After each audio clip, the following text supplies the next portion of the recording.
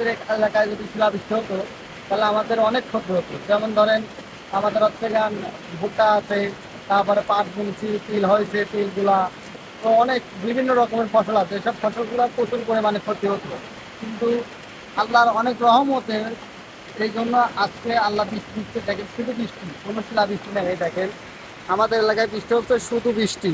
আল্লাহর অনেক রহমত যে সুন্দরভাবে এত সুন্দর বৃষ্টি হচ্ছে, কোনো শিলাবৃষ্টি হচ্ছে না। কিন্তু গতকালকে দেখছি যশোর জেলায় দেখছি প্রচুর শিলাবৃষ্টি হয়েছে, প্রচুর ফসলের ক্ষতি হয়েছে, পাটের ক্ষেত, তারপরে দেখছি ভুট্টার ক্ষেত, তারপরে যে সবজি চাষ করছিল, ভেন্ডি চাষ করছিল, ভেন্ডির ক্ষেত সবগুলা একদম মানে এমনভাবে শিলাবৃষ্টি হয়েছে যে মনে করেন যে আর কিচ্ছু বাকি নেই, সব একবার মাথা কুটে খেয়ে গেছে।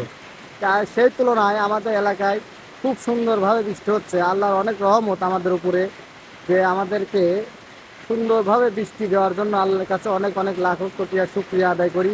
আল্লাহ আমাদেরকে সুন্দর বৃষ্টি দিচ্ছে।